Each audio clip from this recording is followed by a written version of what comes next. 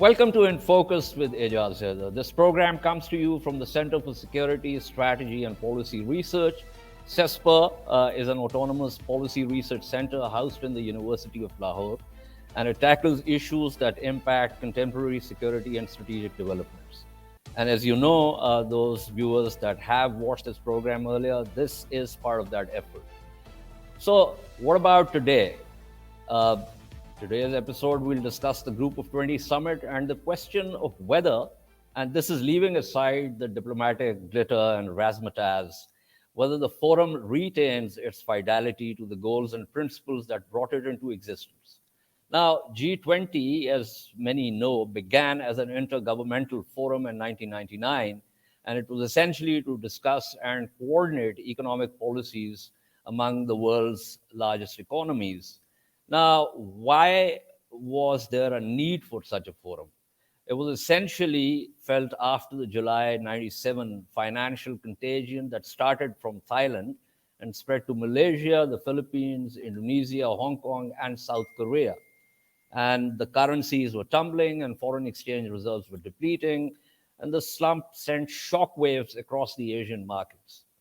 So one thing that was clear was that the crisis not only affected the country where it began, in this particular case, Thailand, but also had a spillover effect. And interestingly, for years, the international financial institutions had presented these countries, these Southeast Asian countries, as a model of successful emerging market economies. So rapid growth, striking gains in the standards of living, prudent fiscal policies, high private savings rate, and then the question of what went wrong. And this wasn't the first time. So back in 94, 95, experts had witnessed and analyzed the Mexican crisis, and that had ripped through Latin America. So one of the important issues was the cascading effect. And the idea was that to somehow prevent that required coordination to offset future crises. But then came the 2007 financial crisis, which was dubbed the worst since the Great Depression. And the forum was upgraded to the level of heads of state and governments in 2009 and was designated, as the G20 website itself says, Premier Forum for International Economic Cooperation. That was its primary function. But somewhere along the line, its scope was extended and it got involved in shaping and strengthening global architecture and governance on all major international economic issues. Now, that in and of itself might not have been a problem. But year after year, while the G20 member states were trying to prevent the recurrence of another financial contagion, something else was happening, realpolitik. There's peer competition between the US and China, which is impacting economies and supply chains. They are also the world's two top economies. There's war in Europe, which has impacted oil and gas supplies. There's also grain supplies. It has pitted Russia, another G20 member, against Europe, EU as a member, and Germany, Italy, and France as individual member states of G20. There's a simmering border dispute between China and India just hosted the summit. Argentina's economy is tanked. South Africa is in trouble. Geopolitical rivalries have negatively impacted cooperation. So the idea for this discussion is to see if the glass is half full or half empty, and some would say leaking.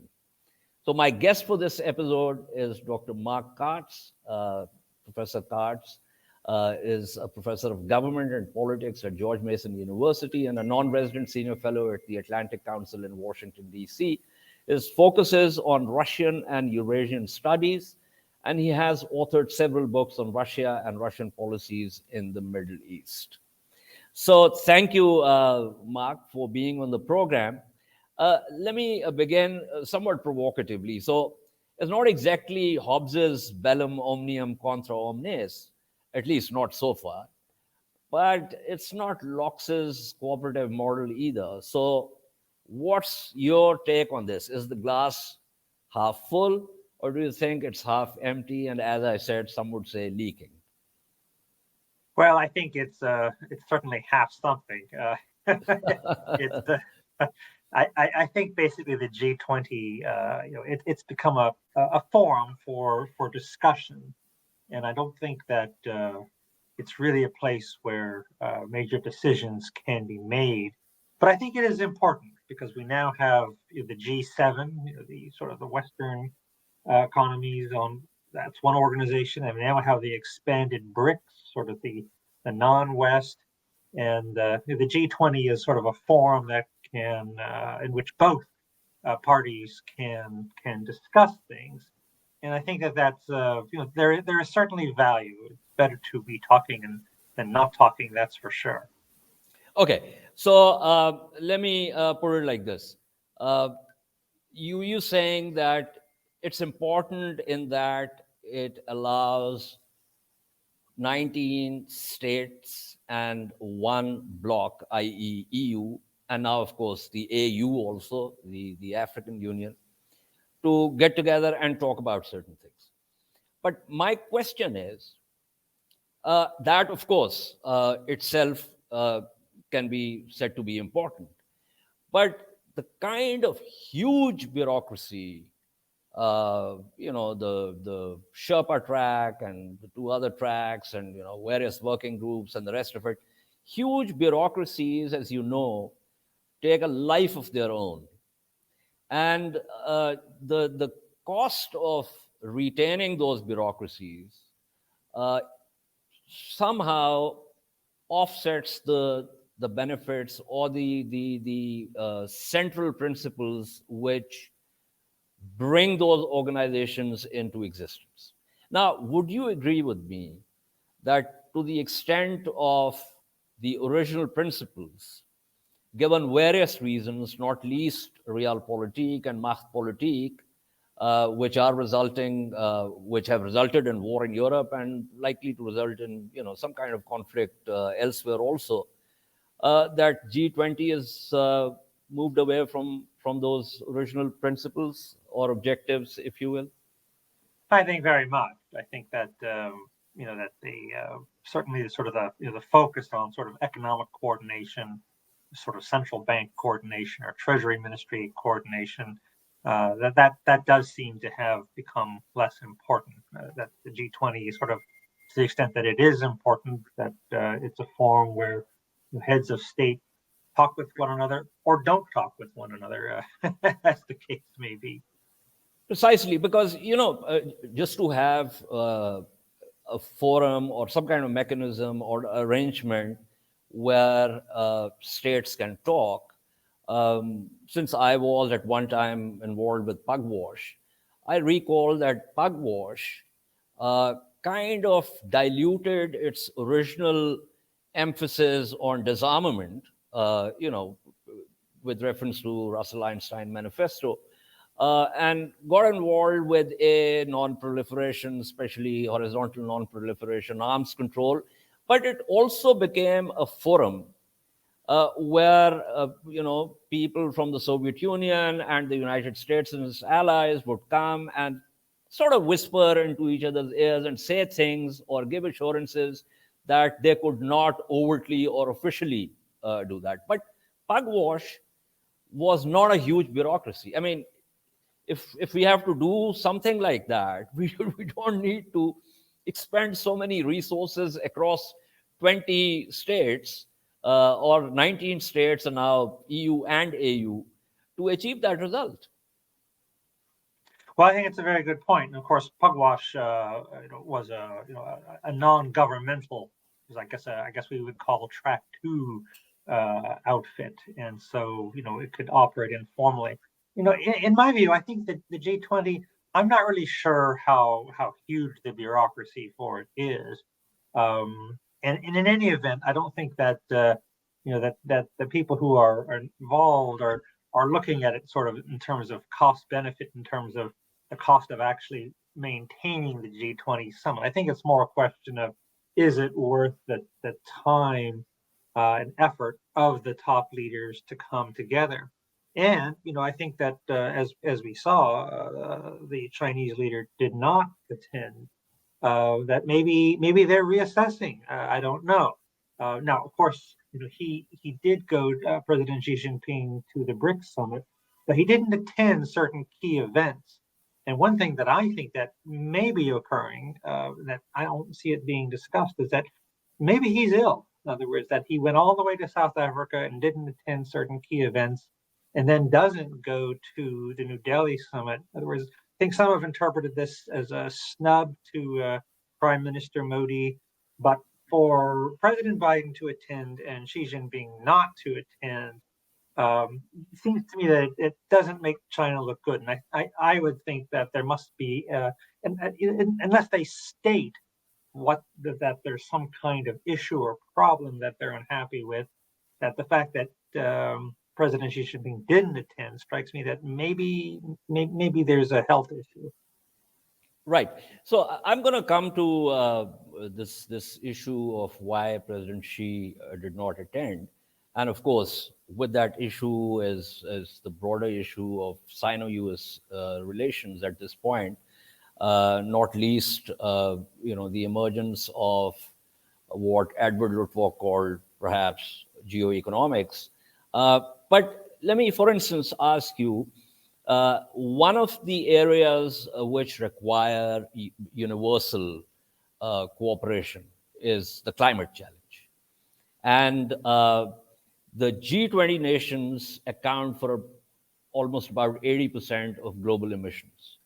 Now, if we take this summit, it's very clear that the leaders failed to agree on a phase out of fossil fuels.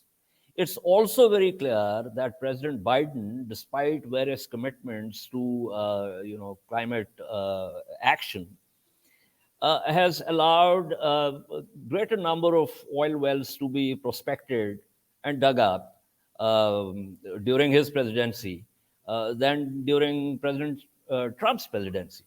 Now, this seemingly, and this is despite a UN report, which ironically perhaps, which was put out a day earlier, and that report talked about drawdown as being indispensable to achieving net zero emissions.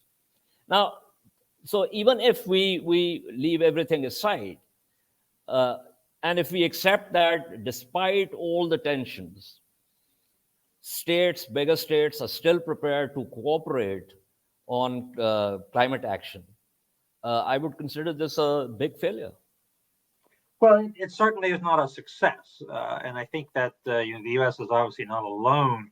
In other words, everyone agrees that climate action is important, but when it comes right down to pursuing their own economic interests, no one seems to make it a priority. And I think that's true for the U.S., certainly true for China, and certainly true for India, which seems to just be burning coal, at a tremendous rate. And so, I think that, domestic, constituencies are involved. This is with regard to jobs and everything else. And unless and until sort of the green economy starts to really employ an awful lot of people and to be able to produce energy at competitive rates competitive with fossil fuels, and or if fossil fuels simply become more expensive, or just the technological transition is made, I think that we're going to continue to see this kind of duality. That yes, climate change is important, but right now I need oil, I need gas, I need coal, and that's not going to change anytime soon. I agree. The science is pretty clear, although projections can be tricky. But the politics and, it's the classic sort of collective action problem for various reasons. And we know what that is because of a big literature on that. But let me change the tack here and talk about the Sino-U.S. relations. Now, these are the two biggest economies, and they're both G20 members. And it's very clear that for various reasons, the neoliberal global trading order is on its last breaths. The WTO is without the US support, with the US doing bilateral treaties with various states. The WTO is, neither here nor there. And there's a lot of analysis coming out of the United States with experts saying that the US needs to provide that kind of support for the WTO to become more efficient again. So that's one thing. Secondly, the US sanctions against China, especially, for instance, the recent ones in the tech sector, which are very clearly intended to kneecap Chinese tech, specifically on the semiconductor side, because we know how important semiconductors are for everything. I mean, China manufactures trailing edge microchips, but the cutting edge microchips are essentially about the US and a very complex supply chain, which mostly consists of US allies. Whether it's Taiwan, whether it's South Korea, whether it's Japan, whether it's Holland, which does photolithography, and the rest of it. So it seems to me that the idea of economic cooperation, if it's not already dead in water, it's kind of headed that way. Well, certainly, I think there's been a lot of discussion about, sort of a bifurcated economic system, sort of a Chinese-led one and an American-led one, and countries being forced to choose between them.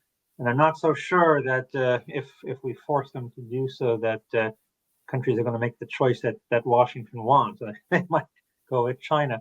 I also think that just any effort to prevent any particular country from making technological gains, maybe we can slow it, but it's not going to end it. And I think that these sanctions have simply stimulated indigenous Chinese efforts. So I think that this is obviously a reactive, a defensive position on the part of the U.S. On the other hand, there's also reports that the Chinese economy is slowing of its own accord. It's not less to do with U.S. sanctions and more to do with its own demographic transition to an aging population, to its opaque finances, that they seem to be having the same trouble that Japan had in the 90s with real estate bust, and that their banking system might not be as resilient as Japan's was, even though that was hardly resilient. So I think that also I think that President Biden and Trump, their efforts to sanction China, the idea is to protect American jobs. But of course, what it does is that just makes everything more expensive. In terms that American workers are being paid more. It means that whatever they produce is going to cost American consumers more. So I think it's it's a counterproductive response, sort of harkening back to the 1930s, if you will. And I think that there's a cost to sanctioning China, and one that might not need to be paid if, in fact, the Chinese economy is running into problems all on its own. So it's just another, I think, example of government policies can be counterproductive, and that to the extent that that sort of the desired aims are achieved is not because of specific government policies that were aimed at bringing them about, but something else altogether, larger forces. So I agree with you. I mean, the Chinese economy is struggling for various internal reasons. But the issue of microchips is something where the U.S., including President Biden himself and various cabinet ministers of his, have talked about this being a national security issue. So national security has come to override the logic of trade. So that's an important shift. And I think that shift needs to be noted with reference to what we're discussing here in terms of G20's original principles. Secondly, the idea was to actually allow economies to rise and to prevent someone's economy tanking and then that having a cascading effect. With geopolitics coming center stage, that seems to have been lost.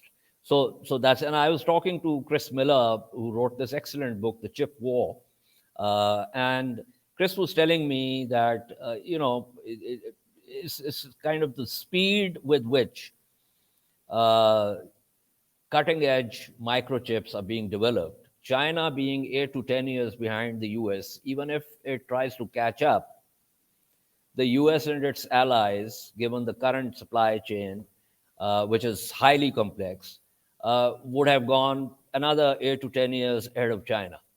So I think separately, it's a segue, but I think one of the reasons China is now putting a lot of effort in quantum computing and qubit chips is because it still has a relatively level playing field. But once again, the thing is that right now, if you look at the state of the global economy, there's soaring inflation, there's mounting debt, and that debt has been fueled by climate emergency also. And I'm going to come to Russia also because you are a Russia expert, and there's Russia's invasion of Ukraine. And the UN has identified 54 countries that are in need of debt relief. And now those 54 countries, they are home to nearly a fifth of the global population. And more than half of them are the poorest nations in the world, and they are most vulnerable to climate change. So, what was required was for this forum to somehow support these countries that are in need. But what we are witnessing is that for various reasons, domestically, instead of aiding emerging markets, the central banks of the advanced economies are raising interest rates, and the IFIs are failing to provide sufficient relief or liquidity or climate financing. So my point is that the original principles seem to have been long forgotten for a number of reasons, whether it's geopolitics, whether it's because even Argentina, as I said in my opening, is a G20 state, its economy has tanked. So their economies are also not exactly in great shape. So all we are left with is the razzmatazz. Well, I think that you certainly point out something very important. Obviously, the Federal Reserve Bank here in the U.S. has been very actively raising interest rates, and that is causing a lot of problems for impoverished countries. I think the truth of the matter is that, and we all know it from experience, is that a lot of these developing country debts are just not going to be repaid. That's just the simple truth of the matter, and that certainly, both the U.S. and the old Soviet Union understood this, and that the only thing you can do is just roll these debts over. The Chinese, I think, have yet to learn this lesson. I think they really think that they, can and should be repaid, but that's not. To me, it's always been, if one is a real great power, you have to pay for that. You have to spend money on that. It's not a profitable enterprise. People may think that it is, but it really isn't. And at a certain point, great powers have to decide: are they going to pursue their narrow economic interests, or do they in fact subordinate those to great power interests? And I think the Chinese have had the view that they can do both. That's what Marxist ideology actually taught them, that somehow the great powers are also economically profitable. But the thing is, the greater the great power one becomes, the more one has to support an awful lot of governments, and there are lots of governments that are quite prepared to take advantage of this. There are people who are accept these loans, and maybe they get kickbacks or whatever, and they're not going to be the ones to have to repay this. That's going to be someone else's problem. And so I think that if one is a great power, if one insists on being repaid and really damaging a country's economy, there are going to be catastrophic events occurring in that country that will not benefit the great power lender, not at all. So the only choice is going to have to be to sort of save face by rolling these over or whatever. In other words, to sort of to show the taxpayers in one's own country that, oh yes, we're being responsible, we're not forgiving debt, but in effect, that's what's happening. If they never have to be repaid, then they're not really debts anymore. Paradoxically, I feel that for various reasons, some of which we have discussed, uh, it would perhaps G20 would become, at least for the, or G21 now, would become more effective if it were to downgrade, and go back to just the finance ministers and the central bank governors and just focus on the original narrow agenda. But when they say that, they've expanded the agenda, they're talking about the global architecture, they're talking about global governance and challenges, then there is a problem. For instance, last year in Bali, there was a positive development.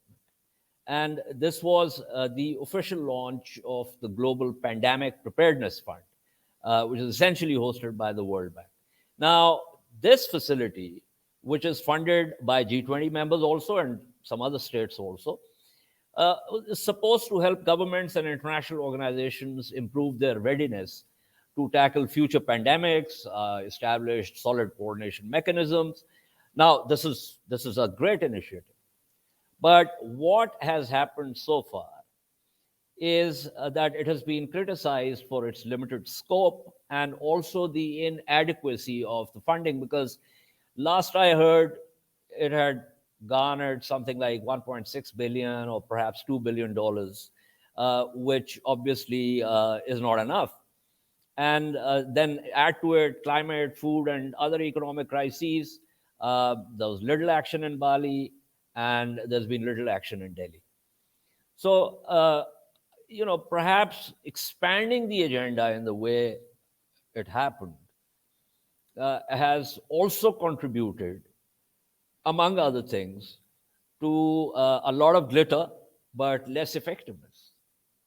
Well, I think you're right, and I think you point out the nature of the problem. In other words, to have a narrower economic focus, that requires money, money Yeah. that they don't want to actually spend. That it's actually a lot cheaper, in a certain sense, to have the top leaders meet, because they can make whatever statements they want, and it doesn't necessarily involve any kind of funding. So that actually is perhaps easier. So I think that it's a stage for them to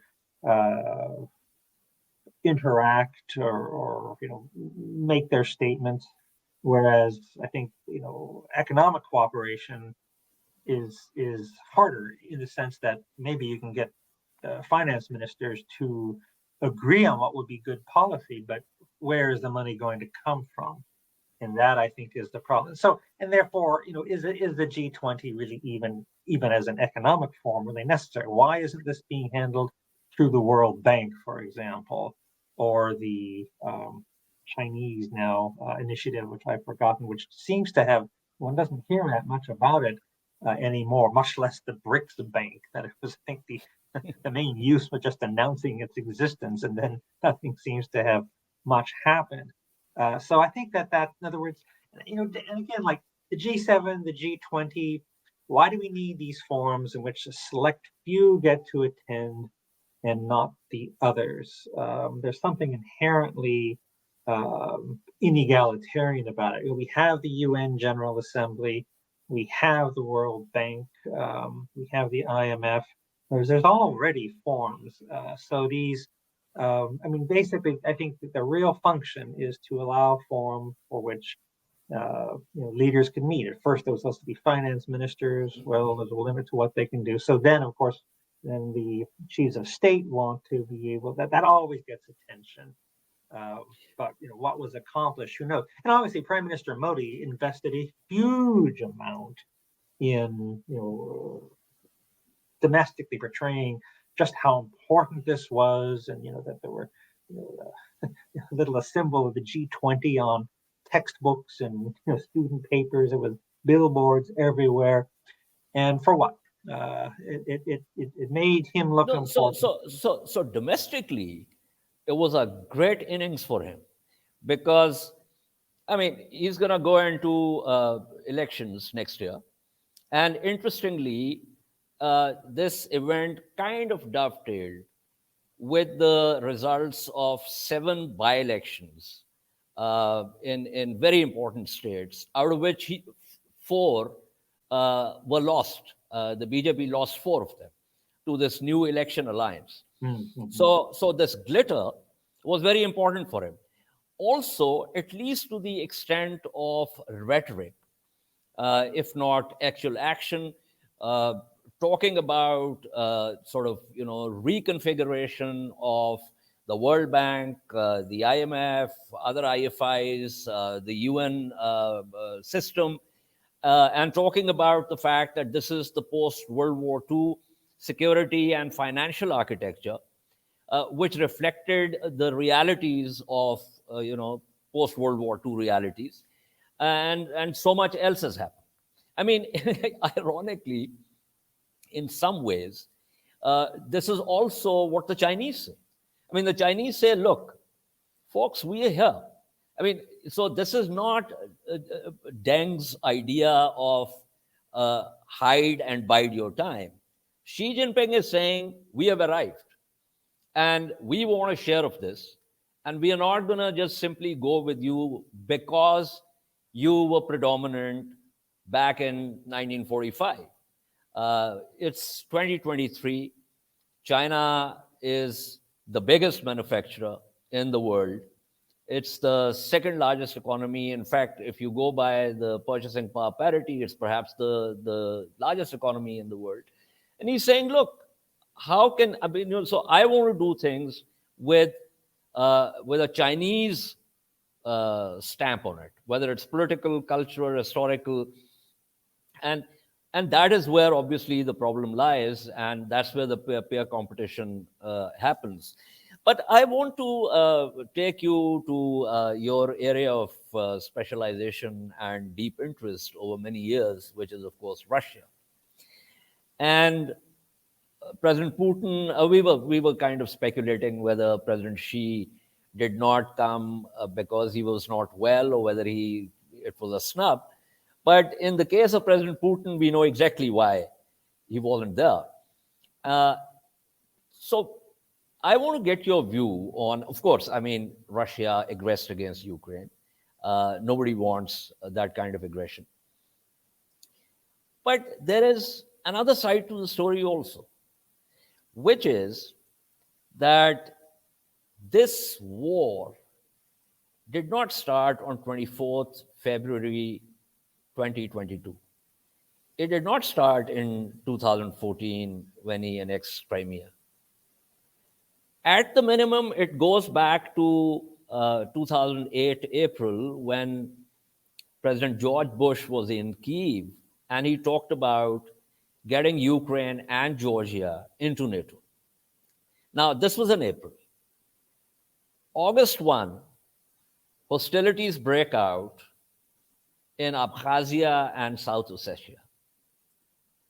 And by 12th August, if I got the date right, the Georgians, obviously, I mean, the Russians have captured a number of cities, and Abkhazia and South Ossetia, which are, of course, universally recognized as Georgian territories, but recognized as independent republics by Russia, are there, I mean, de facto. So my point being that Russia also feels, for various reasons, for historical reasons as well as reasons of geopolitics, reasons of some of these areas being it's near abroad, it feels an existential threat. Would it not have been better after the breakup of the Soviet Union to bring Russia into a collective European security architecture rather than treating it as a potential adversary that needed to be checkmated? I know it's a long question, but I just want to It's get a your... very important question, and I guess the thing about it is this: is that we all know about all these Russian disappointments with the West, NATO expansion, etc. But certainly there has been Western disappointment with Russia. There is what we fully expected with the end of the Cold War, was that Russia was in transition to becoming a Western democracy, just like the former communist states of Eastern Europe. That's what we thought was happening, that essentially Russia would become part of the West. And not only did this not happen, but clearly as leaders didn't want it to happen either. Now, the expansion of NATO, let's just, let's remember that it wasn't just a question of the United States seeking the expansion of NATO. There was tremendous demand in Eastern Europe, in certain former Soviet republics, to become a member of NATO. Why?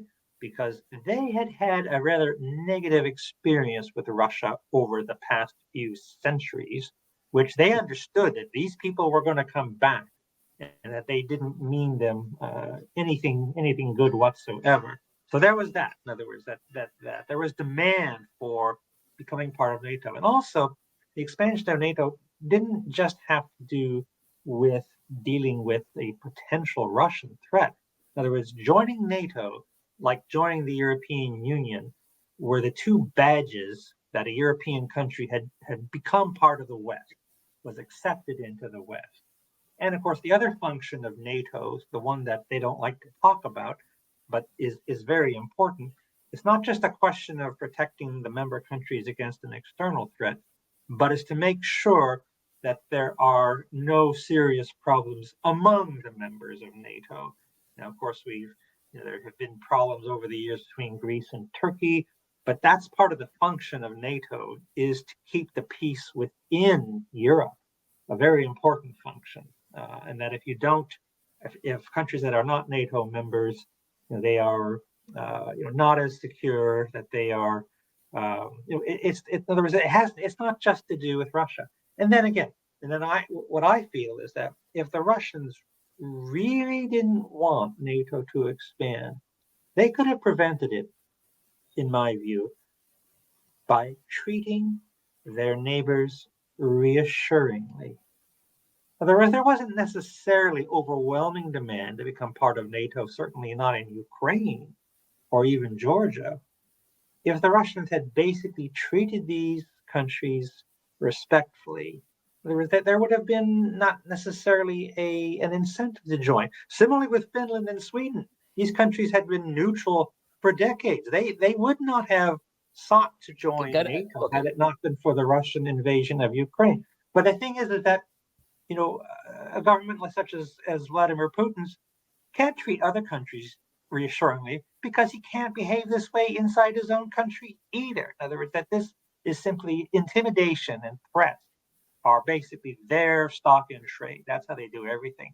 And as the Russians well know, NATO expanded, but the numbers of American troops in Europe shrank dramatically. In other words, that objectively there was less of a threat to Russia. But Mark, may I come in at this point, because you put a lot of points on the table.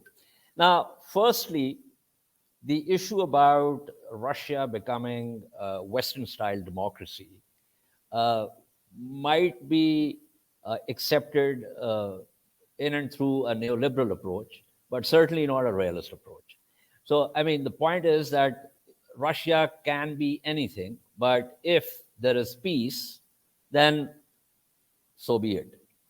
Now, the point about Russia treating its neighbors decently, I mean, the United States very often, or at least initially, treated countries in the Western Hemisphere extremely ruthlessly. I mean, just few weeks ago, the State Department finally opened the president's daily brief with reference to an earlier 9/11, which, as we know, was in Chile when Allende's government was toppled.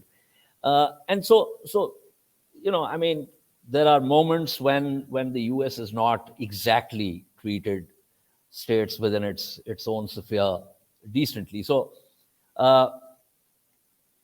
Georgia,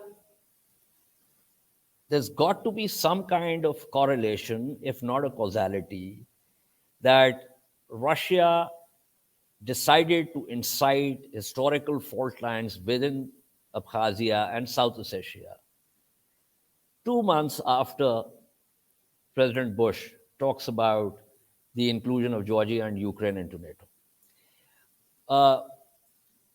Burns, who's currently the director of Central Intelligence Agency, his cable is now public, his cable as the US ambassador to Moscow, where he talks about the inclusion of Ukraine into NATO as Russia's deadline.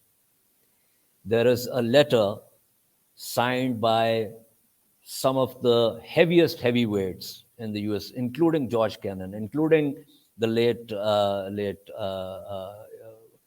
Bob McNamara and others, which said that this NATO expansion business is. I actually, when I was at Brookings and we were talking about this before the cameras rolled, I actually had a conversation about this with Strobe Talbot when I was at Brookings, because, as you know, Strobe was in favor of that. I accept your point that Eastern European, I mean, the late Václav Havel, for instance, was a great supporter of NATO expansion. But my point is that collective security requires cooperation rather than conflict. For instance, in the last NATO summit at Vilnius, there was this proposal, and mercifully, Macron shot it down, to have an NATO observer office in Japan. Now, that is like, if that is not showing the red rag to the Chinese bull, then I don't know what is. Well, these are good points. I think that your point that America has treated a number of countries, such as in the Western Hemisphere, badly. We haven't benefited from this, have we? In other words, it's that and so the Russian argument is that, well, the Americans have behaved badly, therefore we can too. It's okay for us, because no, if it's bad for one, it's bad for both. It seems to me. It's no, it's like, I don't understand this argument. The United States has not benefited. We're still hearing about what happened in Chile, 50 years later. It's a long time. Chile has been a democracy, and we helped in the transformation of Chile to democracy in 1989. Certainly the George H.W. Bush administration, but we don't see that being talked about now. And people rightly resent things that happened. No, but there was a left-wing democracy that was overthrown. Yeah, and then it was very much a it was part of the Cold War proxy warring. I mean, the center held, the periphery was destabilized, not just by the US, but also by the then Soviet Union. I mean, there was proxy wars going on everywhere. I mean, President Biden was just in Vietnam after the G20 summit, and what he talked about was reference to Vietnam, which obviously has to do with countervailing China. If you juxtapose that with the 10-year war and thousands upon thousands of Vietnamese deaths, it's, I don't know. I mean, should I call it grave irony? Should I call it sweet irony? You're the one who brought up realpolitik, and that's what's going on with the U.S. in Vietnam now. Precisely. Past differences can be forgotten when there are common interests to work on now. And certainly the Vietnamese have no illusions about the intentions of China in their part of the world, and therefore they will work with the U.S. What's interesting now in terms of the relationship with Vietnam, it's hard to even remember what the dispute was even about, because U.S.-Vietnamese relations are so very good. So to me, that's over some decades, actually, not just. But I mean, this is the relations have been improving over some decades. It's common interests. It's similarly like the U.S. was able to cooperate with former enemies in Germany and Japan at the end of World War II. Why? Because of the common fear of the Soviet Union, that whatever,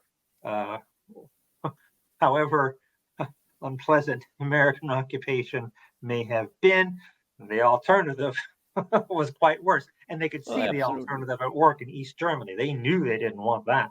So, I think that, and I also just your point about, certainly this wasn't a sort of a realpolitik point of view, that the idea that Russia would become a Western democracy. And, as you, I'm sure, remember, the end of the Cold War, this was the era of Francis Fukuyama's The End of History. People really thought that we had reached a turning point in world history, that realpolitik was, was something that was dying, that we were going to have a better, more cooperative world, that the whole world was going to become democratic. That China, I think there was this notion that economic progress would eventually lead to democratization. That there was an idea that that the more prosperous a country is, the more likely it is to be democratic. China was becoming prosperous. We thought they were going to become democratic too. That they would become socialized. That they would learn the benefits. That is where this neoliberal approach. And last year, not on this forum, but we do ThinkFest, and so this was the COVID period. A year before that, I had Professor Mearsheimer at a session with him, and his approach to neoliberalism and the conflation of structural realism with neoliberalism. So my point is, this approach that Fukuyama's, like, if I remember correctly, it's been years that I've read his End of History and The Last Man. I think the last paragraph of that book has got something to do with all the wagons on that road. Some are trailing behind, but everyone is moving in that direction, kind of a thing. Mercifully, he has debunked his own thesis later, or at least offered a mea culpa and said that history does not end. But I want, before I close the program, your view on whether we are entering another phase of real and Machtpolitik that could lead to what Professor Ellison talks about as the securities trap, or whether there is a possibility of cooperation given a number of other gray rhinos like the climate issue, pandemics, challenges that no single state or even a bloc, no matter how wealthy or powerful, can handle single-handedly. Something that requires cooperation at the planetary, at the global level.